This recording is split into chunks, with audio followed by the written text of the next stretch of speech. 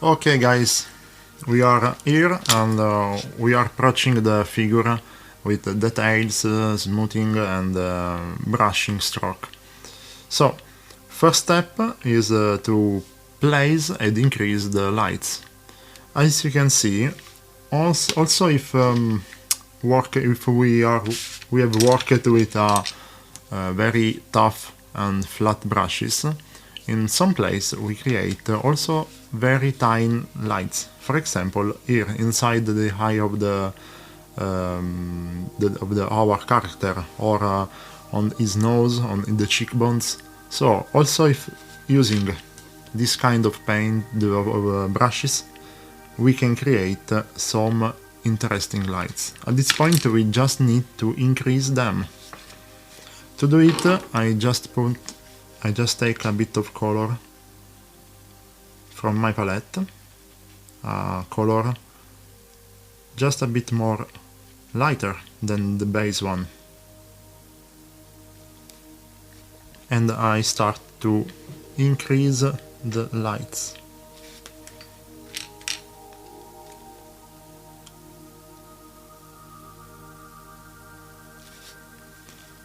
I paint with a creamy consistency of my paints, are not very diluted, because I love to can put the color on the miniature in this way. Then I just clean a bit the brush and then I move the color in the direction of the shadows. It's a sort of wet blending mixed to a glazing, I don't know, it's just my way to move color on the miniature.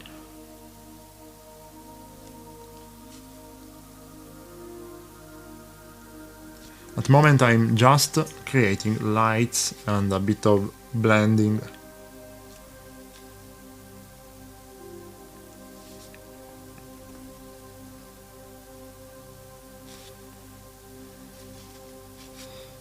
It's very easy. It's very easy also because there are a lot of thickness under this layer. So paints, it's very easy to use the paints to cover, to create smoothness. Sometimes when you use glazing or similar techniques and you need to push the color from the black base or a darker base to the lights, the job could be very hard, could be very boring. In this way I can use color in a very fast way, in a very fast method that allow me to create also interesting zone.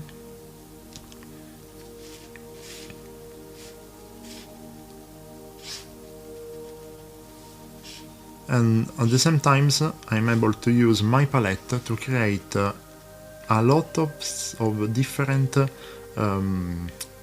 skin tone colors. For example, for this zone here before the bird, we can't use the same color for that lights that we are using on this part. So we need to use a color that is mixed with this kind of shadows part. With our palette, doing this is very easy, because I just need to take my color, maybe add a bit of lights, maybe desaturated it a bit, and then mix them with the color used for that zone. In this way, in just a few seconds, I create the perfect color for that zone.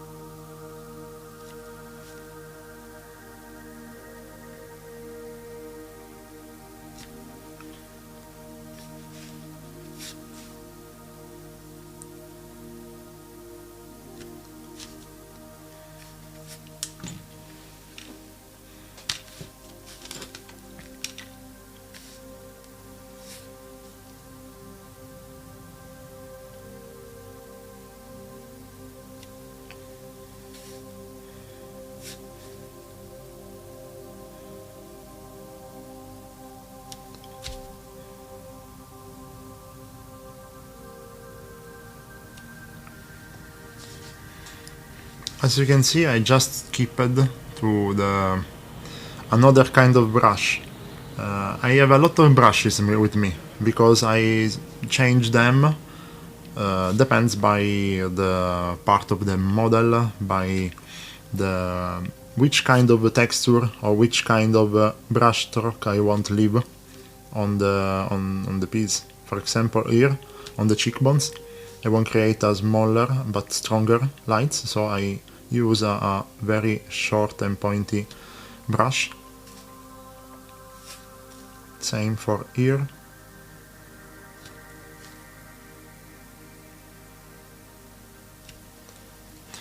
In this way, the placement of lights is a bit guided by all the work that we have done previously. But at the same time, we are able to change or create whenever we want. Matteo, do you see any kind of classical point for the lights on the face? What do you mean with classical? I mean that there will always should be light in this point on the face. But following a sort of miniature way to paint, or a more classical, more artistic way? Let's say more artistic. Yes, I think that the best way to understand how to paint a face, how to paint a skin tone is study anatomy, studying all the bones placement, all the muscular placement, all the tendons, and how them works together. It's very difficult, I think, study this part, but I think it's the best way to understand everything. To have good results in few time, we can just start to think at the skeleton, most important part of the skull, for example, cheekbones, frontal part of the head, nose, and some of the most important parts like the side part of the nose, some classical point. Mm-hmm. At the same time, sometimes I prefer to create my muscles effect in some zone just to create interest. Also, if it is not realistic, sometimes it's not very important create realistic results. Or I think that it's not important to create real results. Needs to be realistic, because people needs to see your miniature, your painting, and say, oh wow, it's beautiful, create interest, it's giving me a feeling, an emotion, and it's not really important if it's correct at 100%. But to create this, you need to study, because only if you study anatomy, if you study very well tendons, musculars, tendons, and all the stuff related, you are able to create your vision. For the mouth, for example, I paint it like normal skin tone. I go on my palette, I move from my skin tone to color more reddish, and just continue to paint. So also create this part, it's very easy for me, because everything is at my disposal or my palette. I repeated several times this stuff on this tutorial, but I think that is one of the most important things, especially for beginners, because usually I saw a lot of miniature painters that start to paint their miniature, placing on the palette just 2 drops of color, and then starting to lose a lot of time, a lot of energy to find color for other components, or use color only because on their bottle is write the skin tone name or similar stuff. My suggestion is to choose color by the color, not the name, not the brands.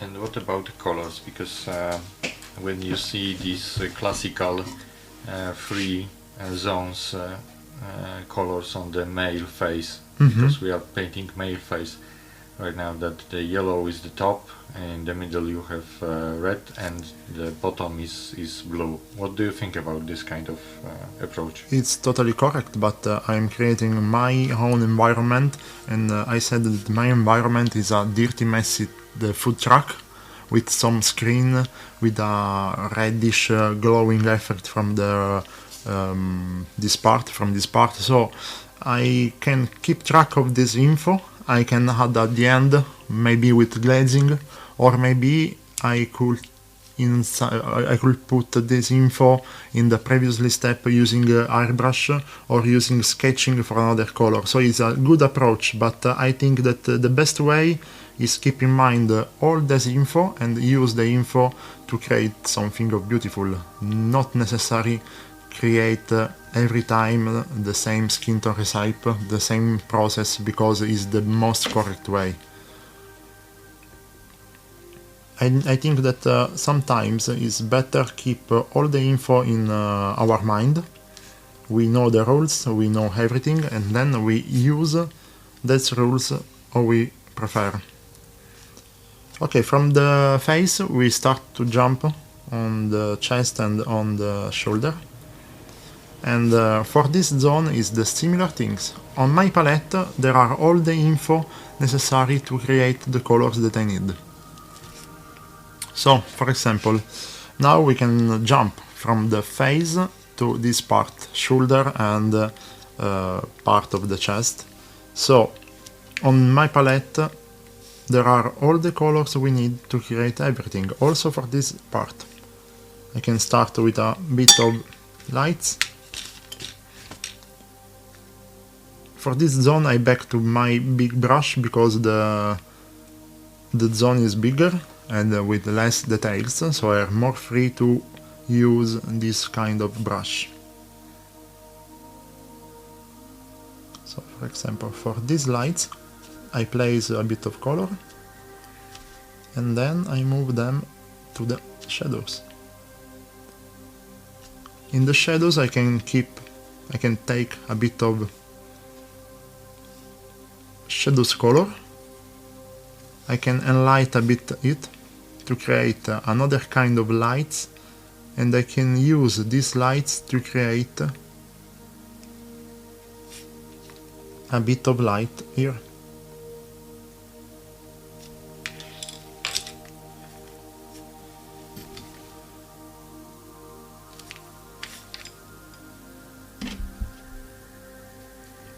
Okay, now here we start to create something that I think is very, very interesting.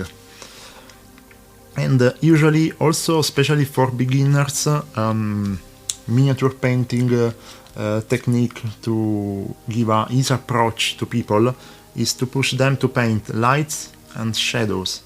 But painting lights from lights to shadows, respecting a sort of zenithal approach, sometimes ruin our muscular effect. For example, on my chest here, I would add a light here inside the shadow. In this way I create contrast, I create a point of interest, I create the muscular tension, I create also a sort of bouncing light from this part. It's like it looks like a sort of point illuminated by this point.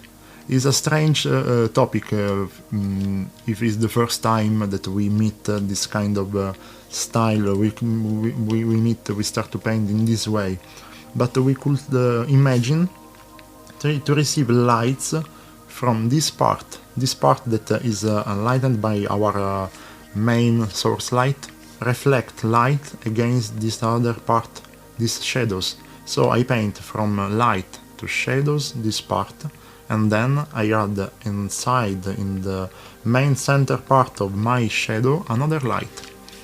Of course, this light needs to be more darker than this one.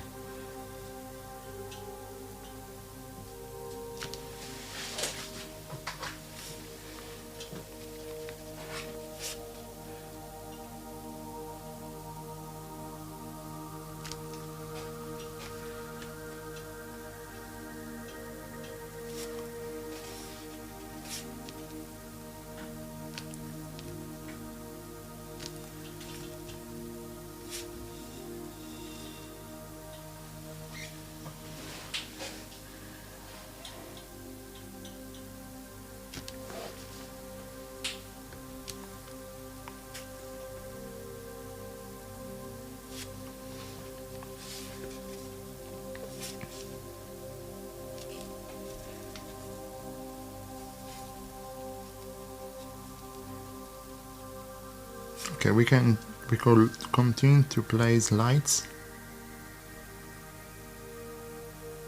For example, in the previous step, we worked to keep clean these two shadows, also to create these lights.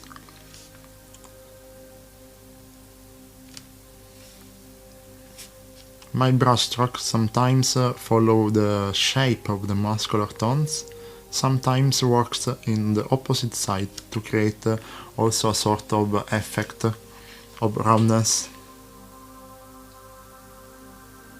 And brush stroke by brush stroke, I go to the darker. I start to lose my color, so it's easier for me to enlighten this part in very thin way.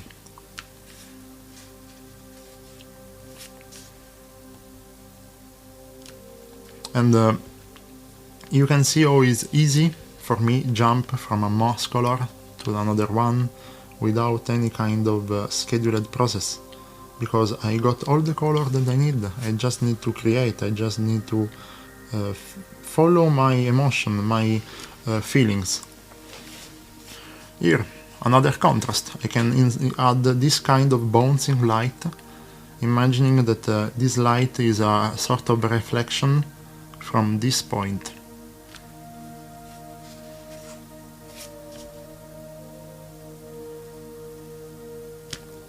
This is not the last step to refine everything. It's a sort of sketching and cleaning and create process.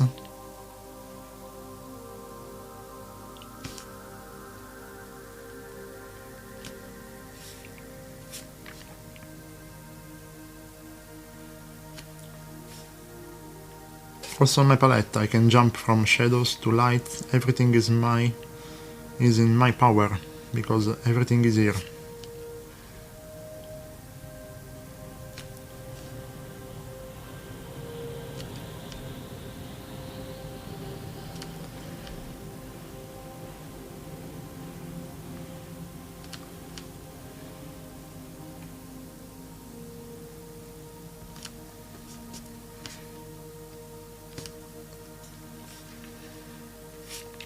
Okay, another important info.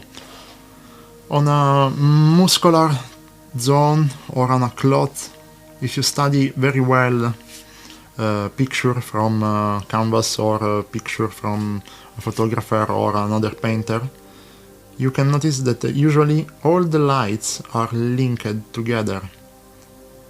And this because the kind of surface. For example, skin tone is like a cloth. A cloth put on a skeleton is the same thing. So when you put a cloth, a soft cloth on a skeleton, you can see how all the wrinkles are linked together. And for the skin tone is the same. Usually all the lights are linked. For example, these lights from the upper part of this zone, so this zone is linked to this light in a certain way, and I will show you how it's easy to create this effect, and how it's easy to understand why.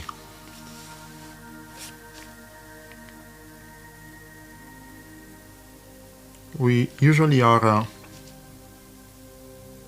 it's common for a miniature painter follow teacher or follow very easy step-by-step tutorial that push you to create lights on the upper part and the shadows on this part here, and then start again with lights and shadows, lights and shadows. This is correct. This is a sort of synthesis of the process, but to create more realism, more interest, we need to understand that in a certain way these lights are connected. And for example, studying anatomy, studying tendons, we can check that probably these muscular tones, this muscular fiber, go inside here, and they are linked here with another surface. So maybe with a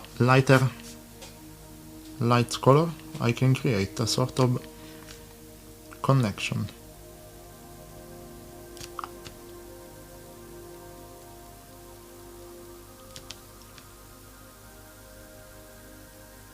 This is a subtle work, it's not a strong one, because we need to keep the contrast.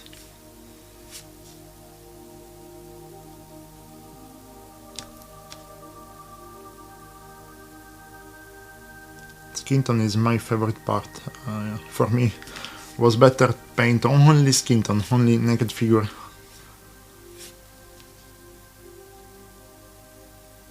Because I think that skin tone allows you to paint with all the colors you have, with all the techniques, create surface, create an interesting part.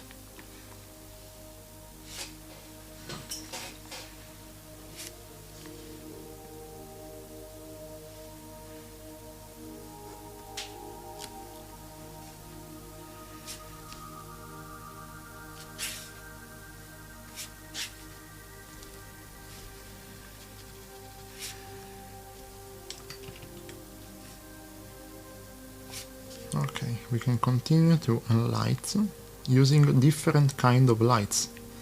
And for example, here we create another link, another connection. We can start from the inner part, here, to link this light zone with this light zone.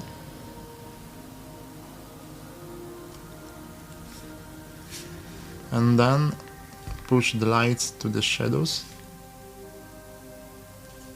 but without interrupt it. We need to keep a bit the light, also more dark, but we need to paint the light until the end of this surface to link to another zone.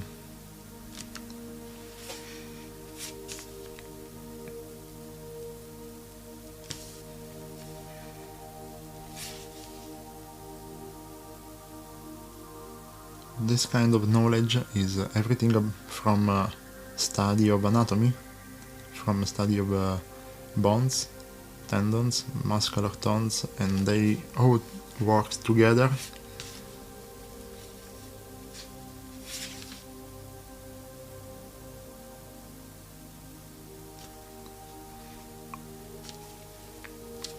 In this way you can see how lights are not isolated.